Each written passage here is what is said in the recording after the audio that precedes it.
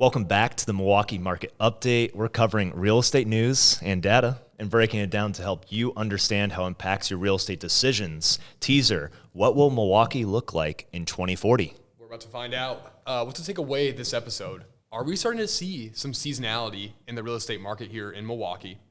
How is Milwaukee going to double the population of the downtown area by 2040? That's only 15, 16 years away, Ty. Is the economy showing some signs of cooling? And what does that mean for interest rates? And Ty and I also, we have a little rematch scheduled. Not for wrestling, like we talked about last time. I don't think I'm ever going to wrestle you again. But hear about this is why it's the first time I've really left the house in about 3 or 4 days. Perfect. We're here to give you the info you need to make the right decision regarding your real estate. Should I buy a home now? Should I be selling? Is the housing market about to crash? Are the headlines I'm reading, content I'm seeing on social media true or even relevant to me? If you're new to the show or returning because you found value in our previous videos, it would mean the world to us if you could please take a second to subscribe. You can follow us at TyAsh31 and Nick Harrington28 and reach out via MilwaukeeMarketUpdate.com. I'm Ty. I'm Nick. With Houseworks Collective at Compass.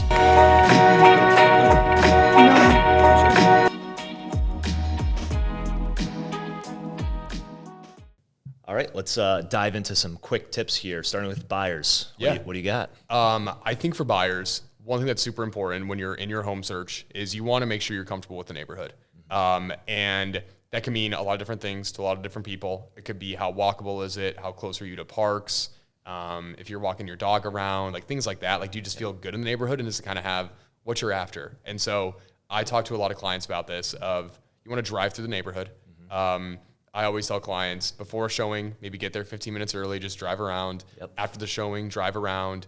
I tell them, like, park your car somewhere and walk around. And, like, you know what, maybe, like, stay there overnight one night. Not, like, in your car and sleep, but, like, you want to, like, know where it is that you're living. And if you haven't spent a lot of time there before, maybe you don't have friends or you're not in that specific neighborhood or that city or whatever it is, you just want to be super comfortable with what the neighborhood's like. And does it have the feel that you're after? That's so important. Yeah, I think it's a high value activity you can do in about an hour. I mean, most people are trying to live in a general area like Wauwatosa, Brookfield. Like, you can drive through a lot of the main streets and kind of get the vibe of where things are, and then go take a look at some of the neighborhoods that the price point's in. And your agent can help with telling you this is where your price point will probably get you neighborhood wise. Go check these out. And that's kind of something you can do to collaborate, and it can save you a ton of time where you're not checking out homes, which take out an hour or two of your schedule. That 1 hour pre-work can save you several hours later in your home search. Definitely. Not as much spin as you go through the process. For homeowners out there, there's something we were just talking about that's like what are the most high impact projects you can do that get a pretty big return? And mulch has got to be one of the best ones. And for a couple, mulch.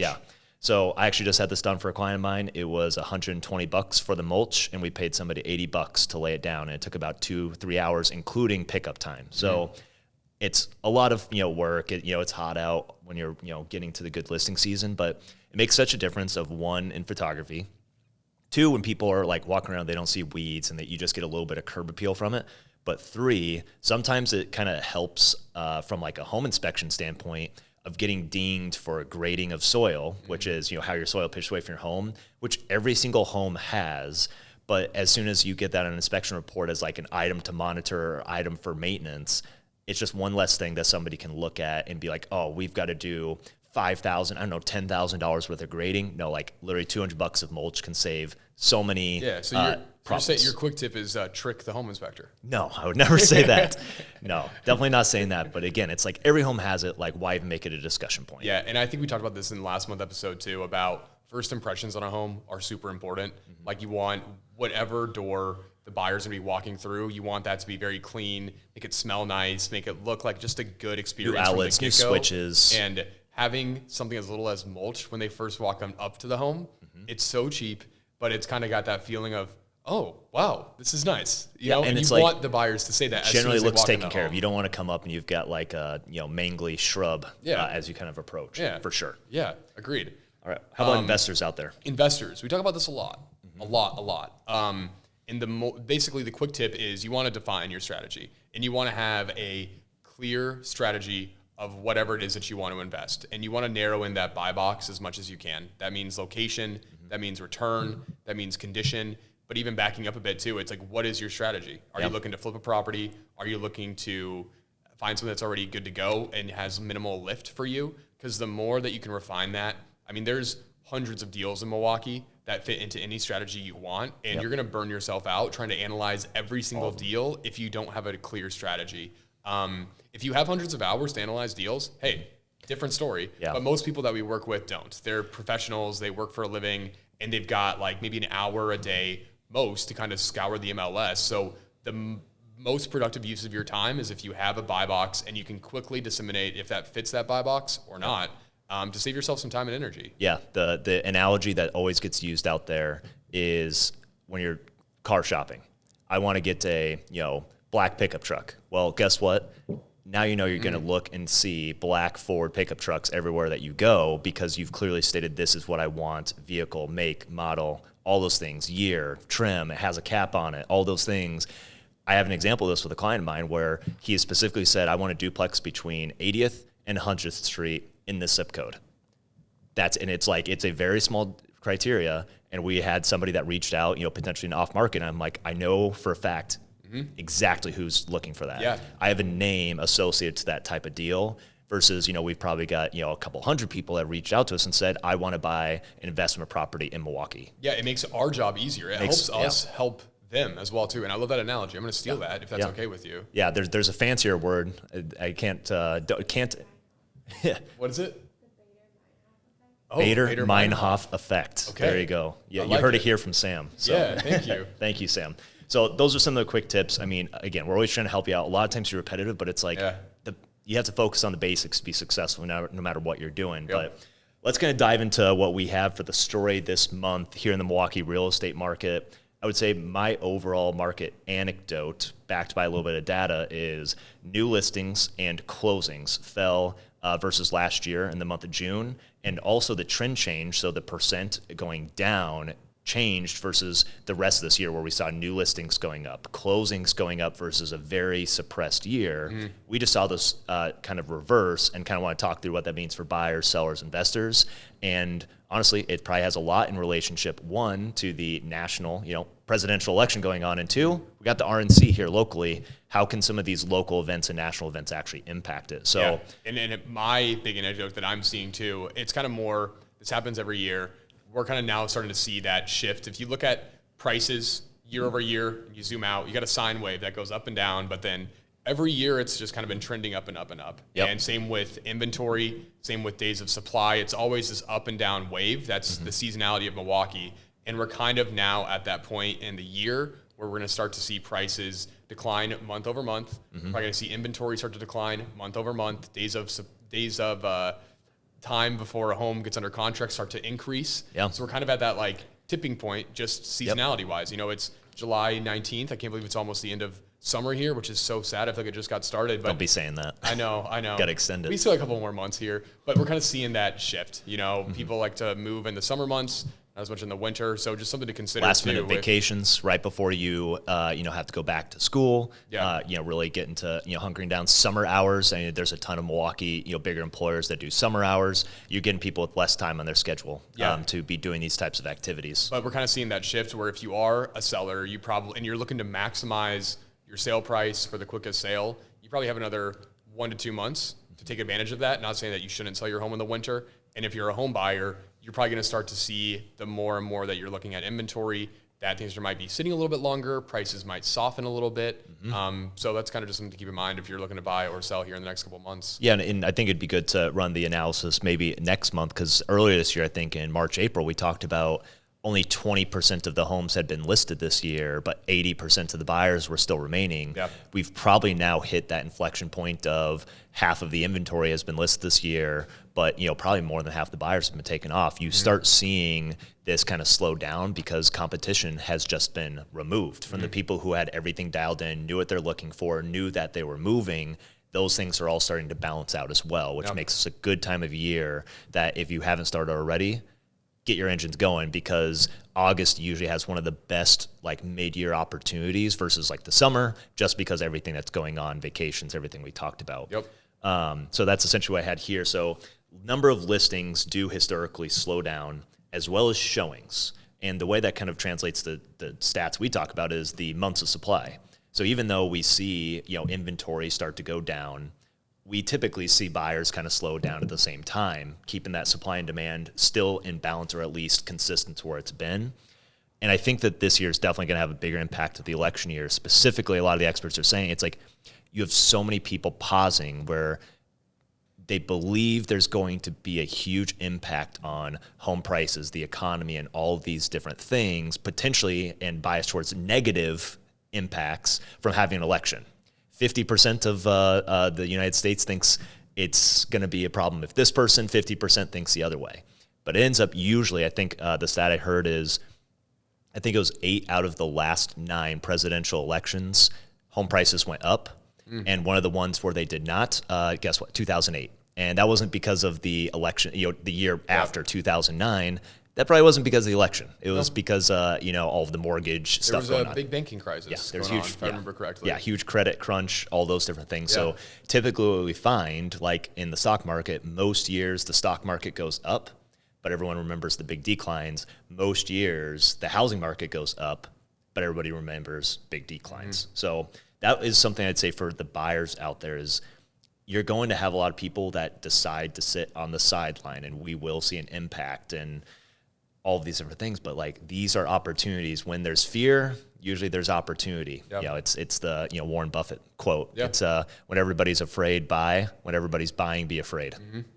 Yeah. So probably paraphrase that a little bit. No, I think he said that. Yeah. That sounds good, an exact quote.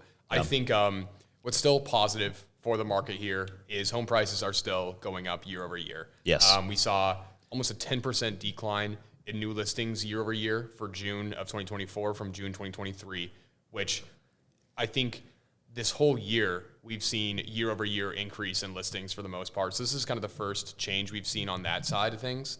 And then we've also seen a decline in closed sales as well. But the sales price is up median 7% year over year, average up 5% year over year, bringing the median sales price in Milwaukee area to $350K from $325 last year. So just because we're seeing a shortage of new listings, shortage of closings, it's kind of like we might be back to those days of limited supply where there's still demand. But on top of this too, your months of supply, which that's the barometer that we use to really measure demand. And that's basically if no new homes got listed today and no one else sells their home, how long would it take for all the inventory to get sold? Healthy market is what, 3 to 4 months we typically say? 4 months is the beginning of balanced. Yep. And we're sitting at 2 months right now, which is up from 1.6 to 2 months. It's a 23% increase, but also we're talking about 0.4 of a month, which would be 2 weeks of a difference of months of supply. So in the grand scheme of things, it's a tiny little number, and we're still at half the inventory that we truly need. So like in the grand scheme of things, we're very much still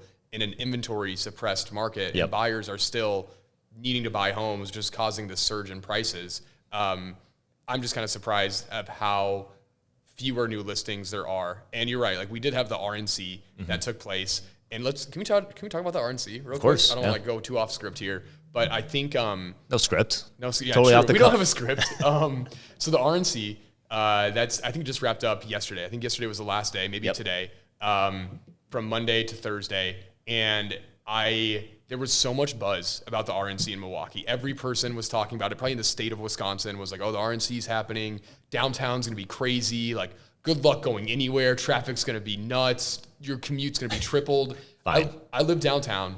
I only had to, I live just off downtown. I only had to go downtown proper one time this week.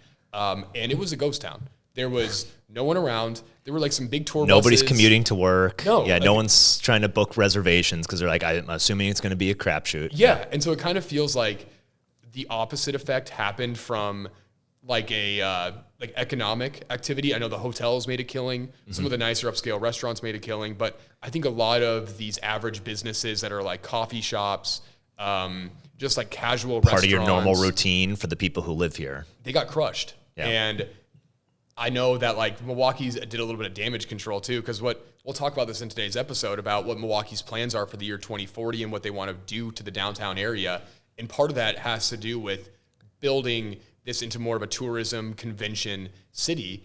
And I mean, overall, the RNC I would say was a success. Like there wasn't anything crazy that happened. But from like an economic activity, I think a lot of the businesses were promised something more than what they got from just foot traffic, activity, sales. So it's kind of interesting because it's the opposite effect of what I would have expected. I think what everyone else expected to happen too. Yeah, I totally agree. I mean, obviously the companies that put on these big events are going to promise something and, just to make it happen. And I think Milwaukee is very much interested in these, I always call them tertiary events of March Madness and, the Republican National Convention. And I know we had the DNC was planned for, 4 years ago as well. Like, we want to see those things. We want to see Airbnbs. We want to see hotels and restaurants flourish.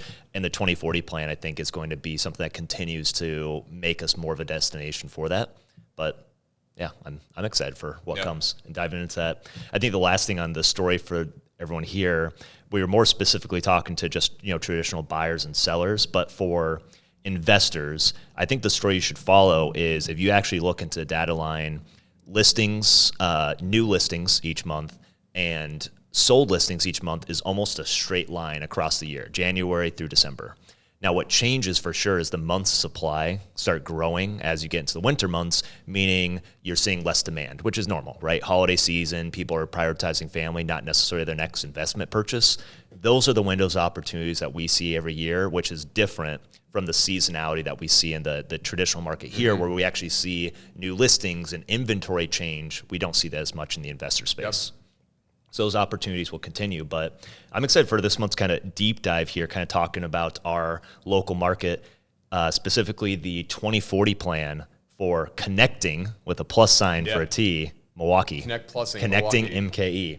So I wanted to go through just a quick overview of this to start. Yeah. So this was a plan essentially adopted back in 2010. So far, they've invested $4.6 billion with $3.1 billion more proposed at this point in time, with probably much more to come. Right now. And so if we back up here, then this 2040 plan, it's basically put together by some really smart people in Milwaukee to essentially outline what they want the future of Milwaukee to look like, specifically around the downtown area, and creating some goals and kind of like a rough framework of by 2040, what should the downtown space be? And that's 15 years or so? Yeah. So in 15 years, what do they want the downtown Metro Milwaukee area to look like? And they've got, I don't know how big this packet is, maybe 22 pages. 22 pages outlining.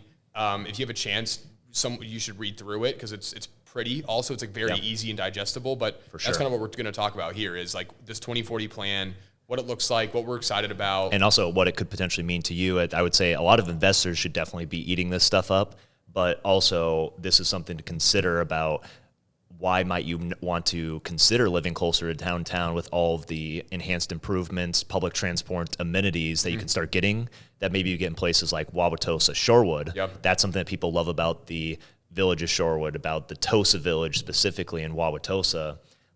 These are some things that you should be looking out of where you can potentially get a really affordable home that's going to have these awesome tailwinds behind it and, I guess I'd call conveniences of life added around you. Yeah.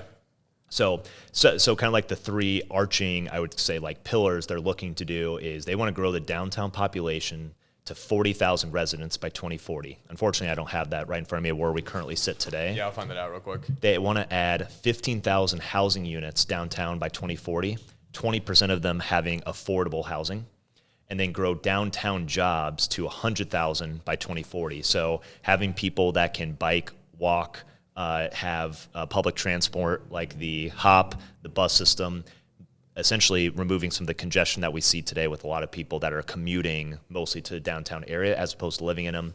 Some of the areas that they're identifying would be areas like the Haymarket Square, Haylard Yard, the Brewers Hill area, Bronzeville, some of these downtown neighborhoods that they want to start seeing more growth. Very similar to the growth we've seen in Walker's Point in the Third Ward, which honestly were some of the most historic areas of all of Milwaukee and where it was actually birthed. And then people left over the course of many decades and almost a century. Yeah, so they'd be looking at doubling the downtown population. Okay, is what that would get to grow it to 40,000 residents. And I think Milwaukee, in my opinion, has done a really good job kind of laying the foundation for these. To me, feel like aggressive plans. And we'll kind of talk more about the specifics of this. But I think about when I first moved to Milwaukee 5-6 years ago, Pfizer Forum wasn't here. The Deer District wasn't here. A lot of the hotels that kind of surround that area weren't here. You had a handful of nice apartments, but then fast forward to where we are today. The Deer District is a thriving area. You have a brand new state-of-the-art entertainment district there. You've got probably 4 new high-rise luxury apartments buildings that have been built in the last 2 to 3 years, maybe 5. Yep. So they're already started doing a lot of these things to kind of, first off, just revamp the what do you call it? The skylight? What's that word for when you look at a city and you got the skyline. Okay, yeah. Nailed it. Revamp the skyline, make the city a little bit more beautiful and updated. So they've already done, I think, a good job kind of laying the groundwork for this. Kind of like some of the major projects they're talking about, this is going to require a lot of new buildings and development to hit this housing number. And their goal is to make sure that this housing number is achievable for all people, not just because a lot of the luxury apartments that they've built have been ultra luxury apartments, $4,000 for a 2-bedroom apartment overseeing the lake. But I think where I like about this is they're creating a path for more affordable housing in the downtown area too, where if you're not making $200K a year, you can still live downtown and still have a high quality of life as well. It talks about a lot of the new projects they're doing, a lot of the public spaces that they want to take advantage of with the parks, with museums, with revamping some of these nightlife districts. I think the one that I'm most excited about in here is removing the I-794 Yeah, that's probably gotten the most publicity, I would say, across social media and other sources for sure, is the 794 going right over the public market and everything. Because right now in downtown, it's very compartmentalized because of that, because we have this massive interstate that basically cuts the 3rd Ward from downtown. And you can walk back and forth, but it's not conducive. It's not a cohesive area that is flowing. It's very fragmented, I would say. And this to me is the biggest piece that I see here on this from a cost perspective and infrastructure perspective to get that removed. But also I think that being done is going to open up so much more opportunity for downtown Milwaukee to kind of make it more of a walkable area and space for housing, space for transit besides this corridor. People getting around downtown. It's there to get past Milwaukee. Yes. Yeah. So I think that's, definitely. Here's a fun fact for you. I want to jump back to the population goals, right? They want to get downtown to 40,000 roughly is kind of the goal, right? You said double from where we're at 20 to 40,000. Population in 1860 of Milwaukee, 1860, Civil War time, 45,000 in the top 20 cities in the United States. Wow. So I think that's really in downtown Milwaukee. Now, obviously, I think the main thing that changed since then is that was a ton of immigrants, multi-generation family housing. Milwaukee is definitely a city that's big on duplexes and density of housing. I think we're the most dense city at one point in time, and some research that I was doing. So I think that's really cool. Yeah. And I also think, and I've been listening to this podcast too, I'm kind of going off the rails here a little bit, but I think a lot of that too was 1860. We didn't have the suburbs, that's right. Maybe you had a couple, but people were living in Milwaukee proper, and mostly in downtown Milwaukee, because that's the only housing options that you had. And then what we've seen a lot, mostly in the 70s and 80s during the deindustrialization period, was we saw a lot of people that were living downtown that then basically started moving to the suburbs. Shorewood, Tosa, even further out, Lake Country area, even further north, Mequon, and further south, the Bayview area or Cudahy or Oak Creek or whatever. And so I think this is great for Milwaukee to kind of reattract people to live in the downtown space, because I think that is one thing that Milwaukee is seeing is the downtown area. To me, it feels like it's younger professionals that live down here, a couple families, but this is also specifically just talking about downtown, not even the adjacent neighborhoods like the East Side or Bayview, which are just hops away from downtown. It's specifically looking at the downtown area. So I think this is a way to attract people to be willing to live downtown that maybe otherwise would never consider it, and attract and retain people to live in that area too. For sure.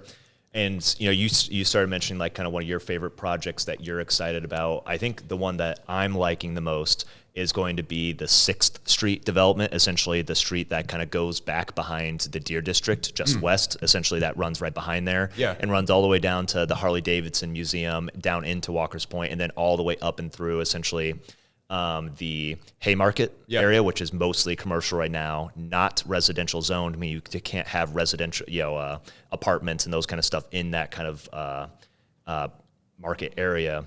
And then it goes into Brewers Hill, Haylard Square, Bronzeville neighborhoods. I'm really excited about those just because, they talk a lot in this report essentially about there's these like fragmented parts where there's an entire zone where nobody lives between essentially like the Water Street, Third Ward, and like the East Side, Yankee Hill. Yeah. And then all of a sudden then you've got Brewers Hill, all these things. So you got this fragmented spot and they're trying to connect those and eventually over time actually change land use and development rules. That's one of their eighth goal inside of this plan. Some of the other goals being obviously housing in neighborhoods, attracting business, adding more retail services, food and nightlife to make it a 7-day-a-week downtown area where people live, work, play, all those different things. Arts and culture, sustainability and resilience. Obviously these days you got to have something about sustainability. Transportation mobility, and then streets and public use, more walkable, bikeable, those kind of things. So actually changing the way that some of these developers can actually come in and use real estate, because sometimes those are the biggest headwinds for progress is you just can't put what we need to in there because of rules that are coming down from like what the city currently has for zoning. Yeah. Some of these, what am I calling, renderings? Yeah. Yeah, renderings of what they have viewed for what the Milwaukee can look like. It's beautiful, and also like they have like a lot of people like jogging and sitting and whatnot, and like it just looks like a very vibrant city, which Milwaukee is vibrant sometimes, Yeah. But I think like cities like Chicago, which are an hour and a half away, and you go to Chicago for a weekend, and there are people everywhere, and walking around, out and about. People walk a mile to work, and it's just normal. Yeah, and then you come downtown, and the downtown Milwaukee area, in my opinion, is lacking that. There's absolutely areas like just adjacent to downtown, or like in these like different villages and cities and municipalities in Milwaukee that have those kind of feels to it. But to me, the downtown area is kind of lacking that draw for people to like actually hang out in there. Third Ward, I think, has it all. Like whenever you go by the Third Ward, it's always like bustling and moving and people. Yep. And so I think this is something that's going to like help with that as well too, and just make it more walkable, more friendly, and just a better area for people to live and hang out and enjoy.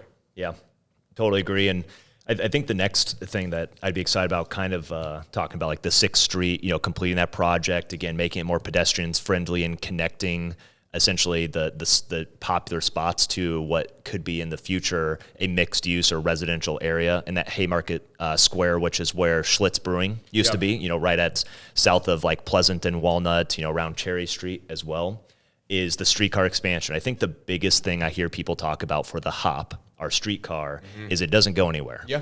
And I think that's because it's, very firmly in like that phase 1, but they have plans for expansion to get it to Westtown, which is like where the brand new 3rd Street Market Hall is. There's a couple other destinations thinking that are over like there. Deer District, Deer District, all those things. All the bars and restaurants over there. Getting it running up into the east side, connection to Bronzeville, which gets you up to essentially North Ave and MLK or 3rd Street, and then finally Walker's Point, actually starting to get you to the other side of the river.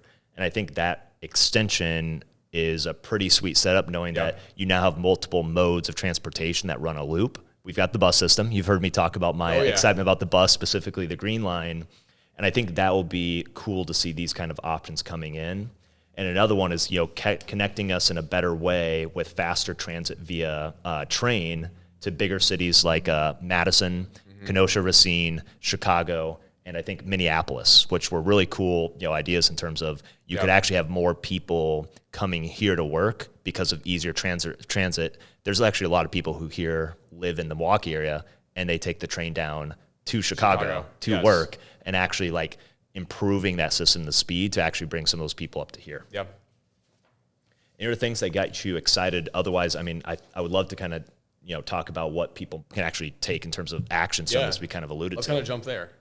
I think I'm most excited about because the first home that I bought, which I still have today, a duplex in Brewers Hill, is kind of that neighborhood that just is very like barely on the edge of that fragmented Haymarket Square, Schlitz Park. I'm super excited about the opportunity of all of a sudden there's going to potentially be a mixed use area like the Third Ward, like Walker's Point, where there's going to be bike to, walk to, transport coming through there for like nightlife, bars, restaurants, retail, and actually like more people living in that area. I think that's going to really improve some of like the fragmented things that we see here in our market. So that's probably the thing I'm excited about. And if you're a person who's wanting those like features of the Third Ward, that little pocket right there is right next to the river. There's not a whole lot of boat slips there yet, but in the future could. So a lot of people think of like Hanson's Landing, and as you get closer to Home Bridge, that like river life, boat life, there's lots of bars that you can drop off at. We'll probably continue to see that river walk kind of feel and nightlife advance all the way up into that Haymarket Square. Yeah, I agree. And I'm also excited for the same reasons, not for that area specifically, but I understand why you are. Yeah. I think about like what Walker's Point used to be 20 years ago. It was this industrial space, kind of like I don't want to say it was like an industrial wasteland, but there wasn't really much there. Yeah, and most of the abandoned steelworking stuff from like the very early 1900s of Milwaukee. And what they've done to revitalize that area in the last 5-10 years is incredible.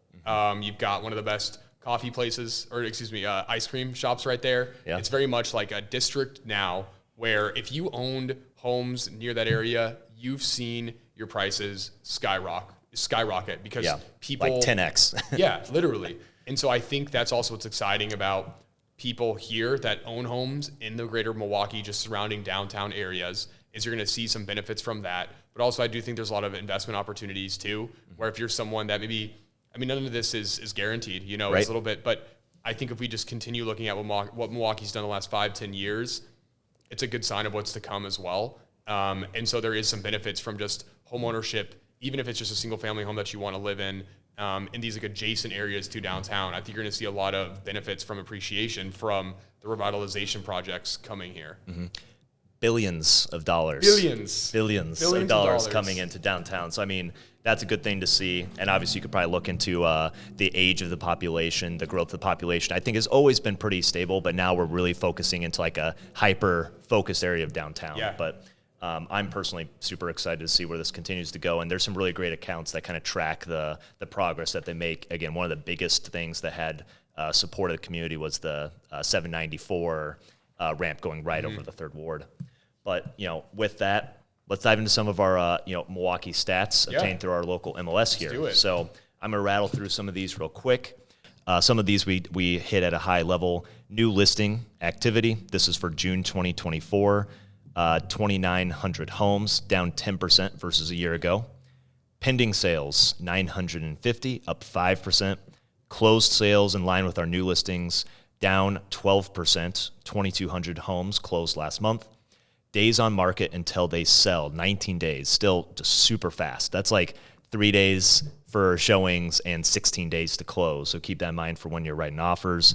Median sales price, just a hair under $350,000, up almost 8% year over year. Average price up nearly 6%. Percent of list price over received, in this case, 101.6, down from a year ago. Inventory available, just under 5,000 homes, up 9%. And finally, months of supply, sitting at 2 months, half of what is considered balanced. I think the summary, instead of going into any deep dives here, I've really been reinforcing with a lot of my clients on the months of supply that we're seeing, again, a 23% increase in the months of supply, but prices still went up almost 8% here for the median in the Milwaukee greater area. If we doubled inventory overnight, demand stayed the same, got up to 4 months of supply, we would likely still see 2 to 3% home price appreciation each year. So is your equity protected? Yes. If you buy right now, is the bottom going to fall out on you? Probably not, unless there is a bigger issue going on that probably has nothing to do with housing itself. So that's definitely the biggest anecdote I'd share with anybody. Anything you have to add on the stats? I think you nailed it, man. Perfect. And then two family. So our duplex space, right now we're sitting at months of supply, just under 2 months, so just in line with the single family condo space. That's up from last year, 16%. The median sales price for a duplex right now, this is for June, $245,000, Year to date, which I think is probably where you're going to want to more focus in, 220,000 versus 198,000 a year ago. Price is up 11%. I mean, we're pretty much well on our way right now to see our third straight year of values going up over 10% in the duplex space in Milwaukee. And it's really hard to see a circumstance where that changes, knowing if you look at any other place in the Midwest with maybe some outliers of like a Columbus, Cleveland, that have similar markets to us where you can buy duplexes near the 1% rule or at that, essentially rents being very similar to what you can pay off and actually get some cash flow. We're going to continue to see these go up because people are hungry for cash flow, and we continue to be one of those best markets for that. Rents, on that point, sitting at $1,215 on average for a 2-bedroom, 1-bath here in Milwaukee County. And for the 75th percentile or the higher end, getting closer to $1,500. The bottom end of our rent sitting around $950 per month. So with the stats, let's take a quick pause. What other information or stats are you looking for? Ask us in the comments below. We'd love to give you our take on what's coming next here in our Milwaukee real estate market. Now, your favorite part. Let's talk about some links, some articles. What do you got for us? All right, cool. So first article I want to share with you guys. Essentially, Joe Biden has called for there to be rent control put in place, and is calling for essentially Congress to pass legislation. And so what this is he is asking for landlords to either cap rent increases on existing units at 5%.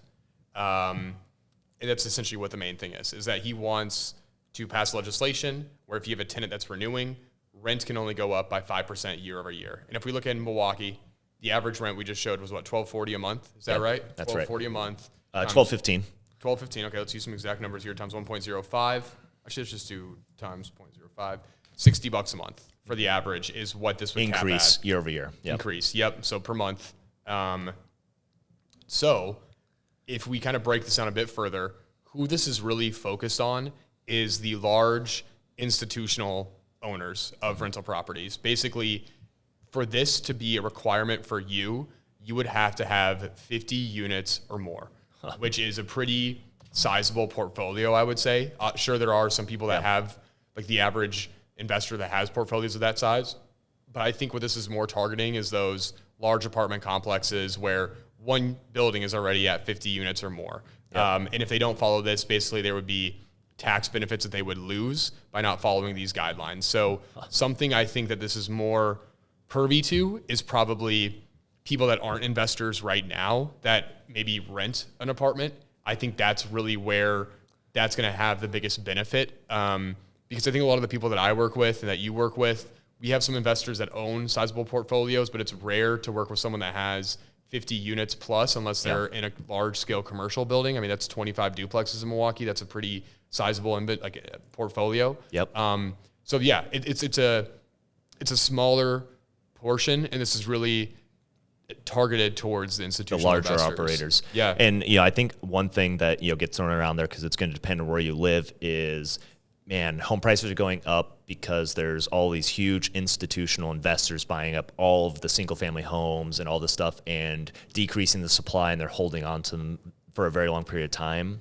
The largest segment of real estate investors out there are mom and pop, meaning they have 10 units or less owned. And it's a lot of these people where they were maybe homeowner turned landlord, where they own their primary residence, they relocated, and they just kept their single family as a rental.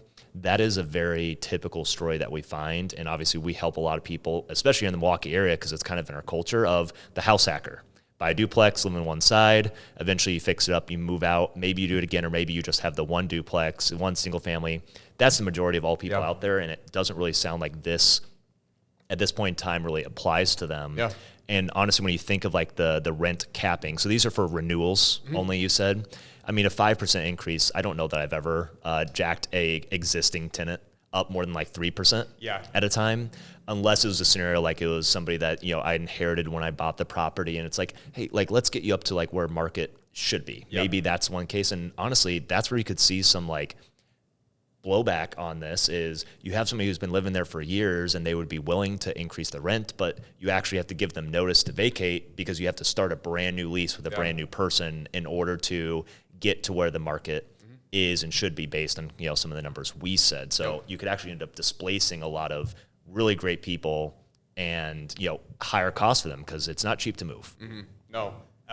Three other things that this has to requires 30-day notice before rent increases, requiring 30-day notice on lease expiration, and also providing a 5-day grace period before imposing late fees on rental payments.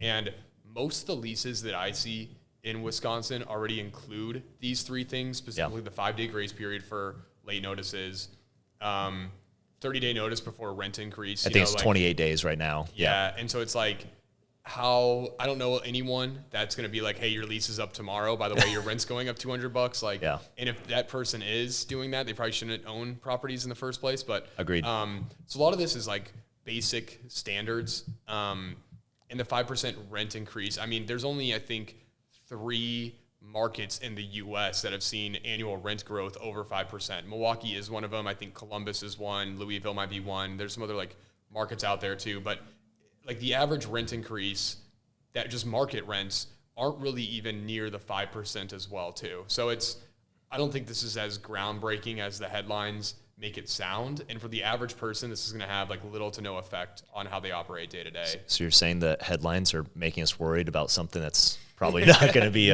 relevant? I never say that. Crazy. Interesting. Yeah. What do you got next? Okay, cool. Another one. We're rocking and rolling here on these articles. Oh yeah.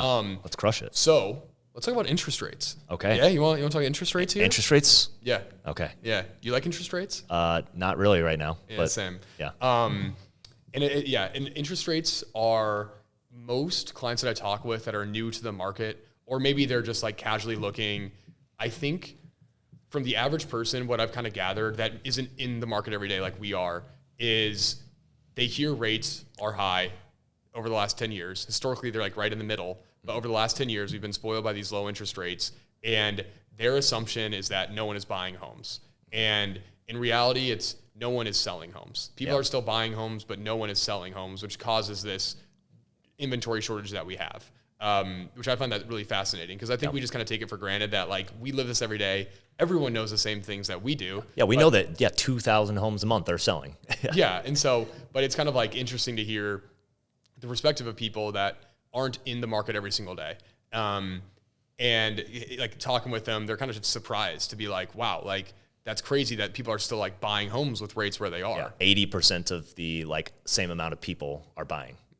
Like closings are down, a good amount, but there's still 80% of the same amount of people 3 years ago that are buying homes at a very accelerated market. Exactly. Yeah. And so let's talk about interest rates here. So traders are pricing in a 100% chance the Fed will cut interest rates in September. Okay. And we haven't seen much real rate relief here this year. Maybe I think we saw some slightly last year, and they've kind of been hovering around the 7? Yeah, pretty much right around 7. Yeah. So so now forecasters are saying that there's a 100% guarantee we're going to see a rate cut in September. Will we? I don't know. I mean, they said 100% that we were going to get several rate cuts this year at the beginning of the year. So, I mean, I think that was something we brought up previously is forecasters are very frequently wrong. They're always making my new call so I can get on CNN or some sort of money talk show. Squawk Box. There you go. Who's the guy that does the daily trading show? Kramer. Yeah. Get on Kramer. Yes. I actually had a buddy that called into Kramer. He got live on air one time. Okay. But we have seen inflation numbers that just came out, and month over month, inflation is down 0.1%. Right. 0.3%, down 0.1 versus the forecast. So it's always good when it comes in below the forecast. So we're seeing, and like rates aren't going to cut until inflation gets lowered. So I don't know. Maybe and it is the lowest. Know something we don't. It's the lowest it's been in the last 12 months. We had over the last 12 months, we had 2 months that got down to 3.1. We had 3 months that got down to 3.2. So it's good to see, again, overall a pretty steady story.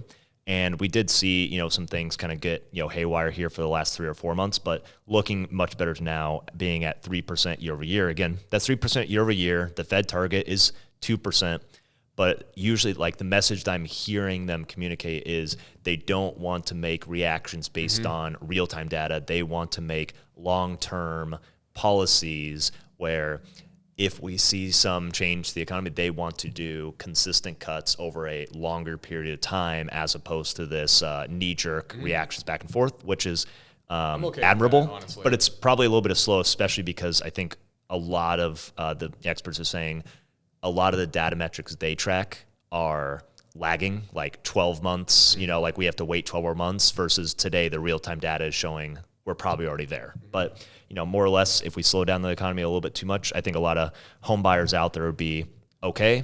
But, even when we go into recession, I think we've talked about before, typically in recession, housing prices go up. There's not a lot of situations where housing goes down in price unless there's a huge unaffordability crunch going on.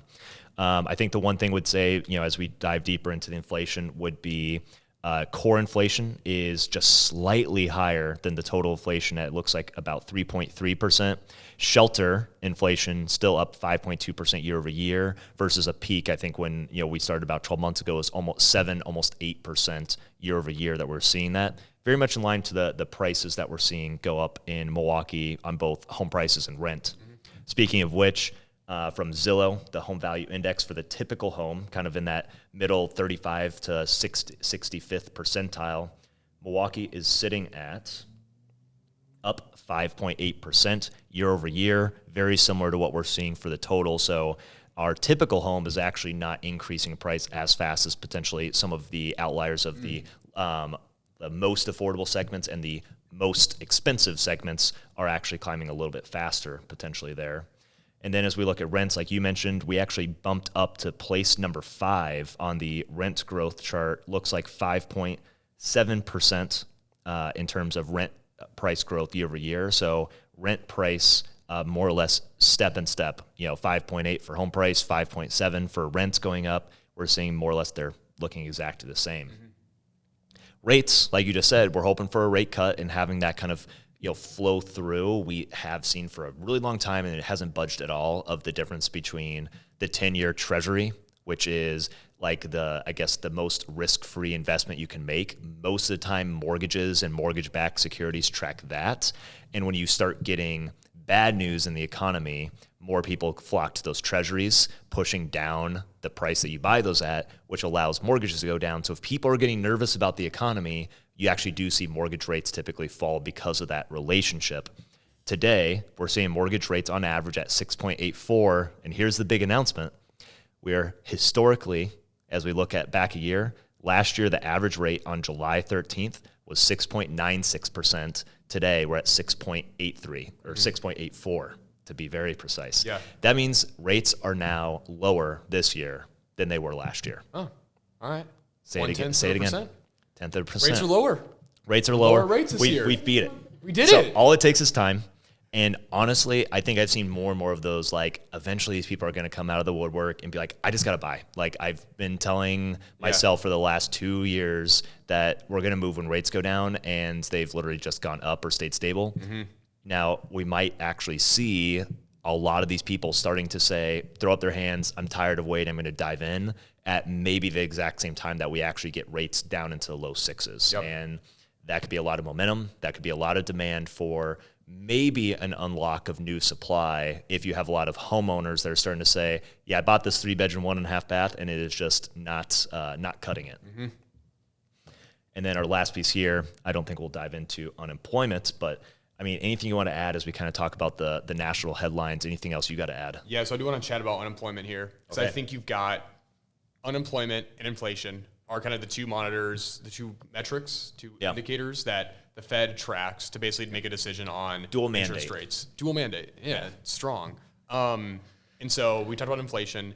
If we talk about the labor market in general, unemployment rate right now is at 4.1%, which is the highest in the last 2.5 years. And then what else do I have here? Annual wages increased at the slowest pace in 3 years. So the labor pool is expanding. Slowest wage pace increase in 3 years. Highest unemployment rate in 2.5 years.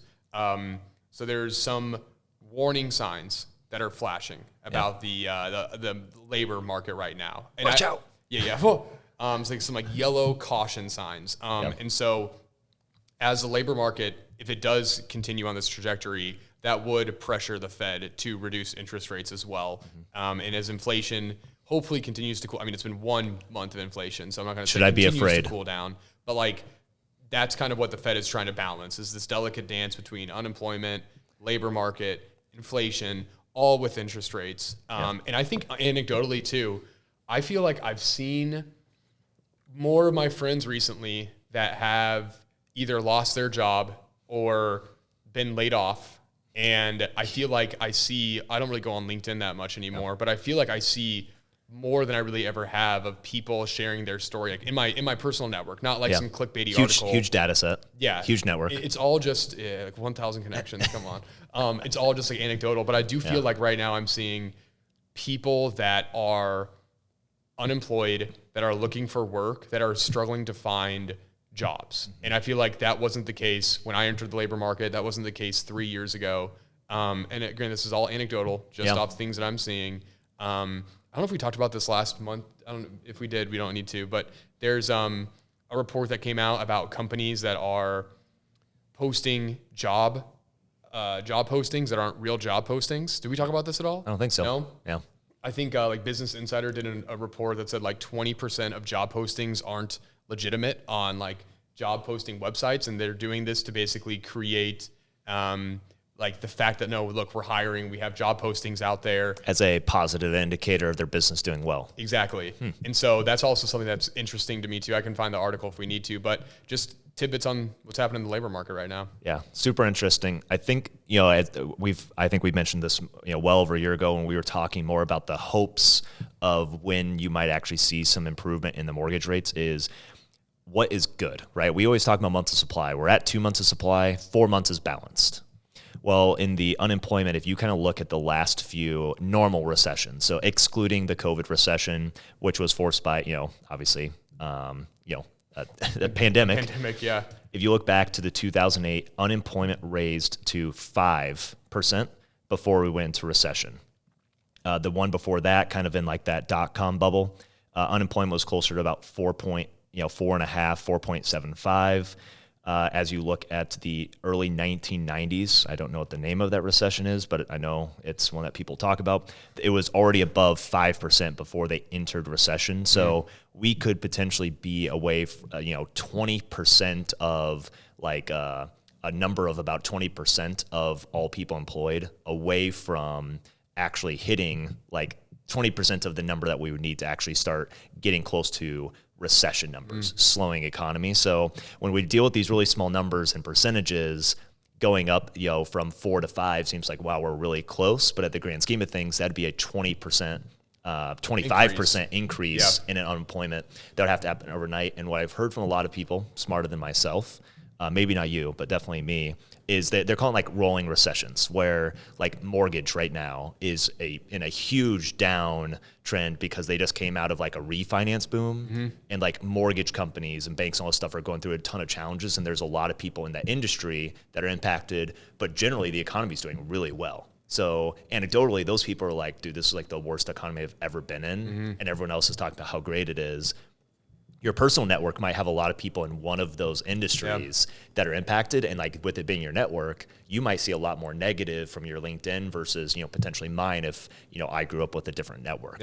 And they call that like the rolling recession of, instead of like a more developed, mature economy that consistently goes up, but you have segments of it that are in pain. Interesting. Yeah. Cool. That was something I thought was really cool as they talked about, because there's definitely those sectors that are like struggling. Yeah. And a lot of people talk about the stock market. It's like 7 stocks, Magnificent 7 that carry the entire market. Yeah. But that's actually super common. But it's definitely something that brings a lot of conversations and debate over. But hey, that was fun. I mean, I love talking about the city, Milwaukee and all that stuff. But what I love talking about more is what's new with you. What's new? It's the loaded question. I look forward to this every month of what am I going to talk about? So what's new with me? Been up to big projects. Yeah, really a lot of big projects. Basically, the newest thing in my life right now is I grew up playing NCAA football, video game. It's like Madden for college football. And my parents didn't give me a video game console until I was in like 6th grade, because they're like, if we give you a console, we're never going to see you. You're going to become like a brain rot kid. Hermit. So what ended up happening is they just waited till I was in 6th grade, and then I like just It was like it was suppressed from me for so long that I just like, okay. But so they haven't made this video game, NCAA football, in 10 years because when the college athletes weren't getting paid, they were using their likeness. A lot of controversy about it. I'm on the cover of this game that sold millions of copies, and I haven't seen a cent for it. Yep. A lot of that got worked through. They just released a new game. Came out on Monday, and I've not left my house in 4 days.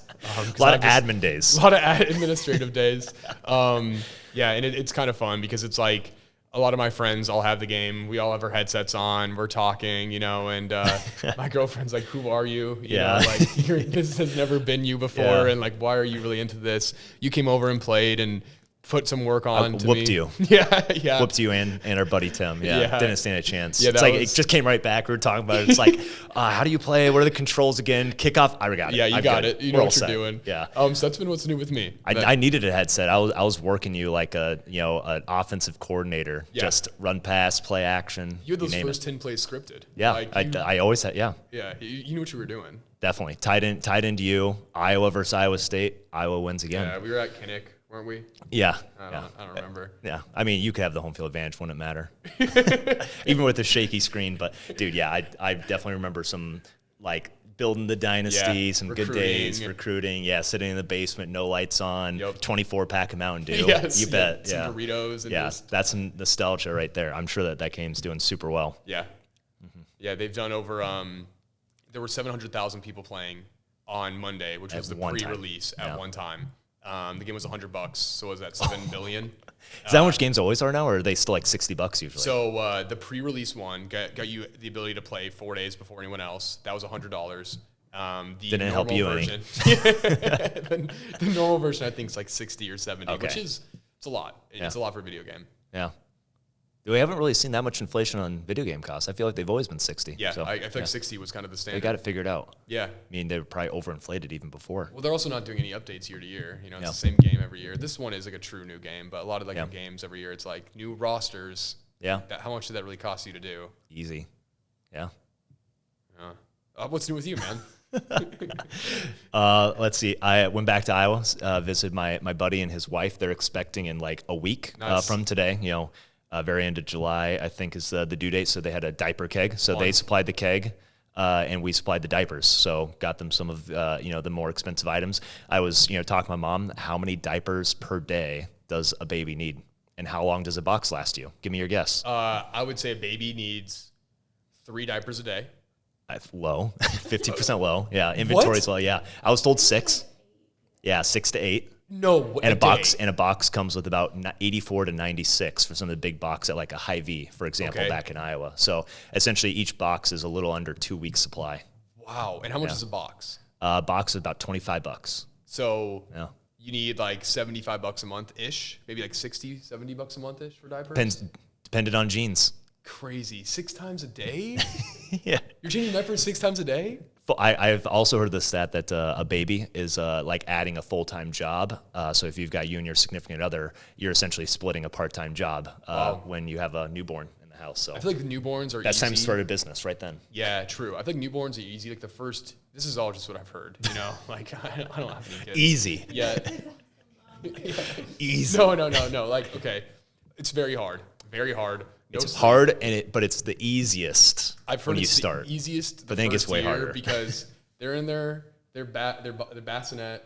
You kind of just bring them with you everywhere. They're not going anywhere, But then I heard like once then they become a human. Once they're walking, talking, getting into stuff, that's when it's like damage control all the time. Yeah, for sure. 2 different types of screams. The like, I don't have to worry about that one versus the I better get up. I've heard that recently. But otherwise, I've been really into the making of Milwaukee. Which is like by decade, all the way back to like the early 1800s of how Milwaukee was formed, all of the wards, the competition between Solomon Juneau and Kilbourne, on the 2 sides of the river. It's an awesome book. Right now I'm in the 1910s, which is where the suburbs started. So East Milwaukee, also known as Shorewood, Whitefish Bay, Wauwatosa, starting to get formed. So it's really cool. They've got some historic pictures of, my first property, Brewers Hill, used to be called Comstock Hill. And they've got a picture of it just being like a prairie hill overlooking the city. Cool. It's a cool book. Yeah. Where was like the like back in Milwaukee, like you're in the 10s right now. Where I feel like most of the inventory in Milwaukee, like downtown, was like 1900s. Shorewood's like what, 1920s? You got a lot of inventory out Yep, there. that's right. Tosa's kind of like 1920s as well. Yeah. Wauwatosa is one of the oldest suburbs because it used to be kind of like a farm hub. The train essentially went through there and is also connected to the Menominee River, which water was one of the main ways of transport and getting things around from the Menominee River Valley. That goes all the way through down to Miller and a lot of the manufacturing development that happened in the valley, kind of near what Potawatomi is today. Yeah. Yeah. So I feel like Sherman Park, you have a ton of these old, massive, historic homes that are like 4,000 plus square feet. Not to that part yet. Yeah, that's coming soon. It's probably the 20s, 30s, I imagine, right? Maybe, probably right around there. Yeah.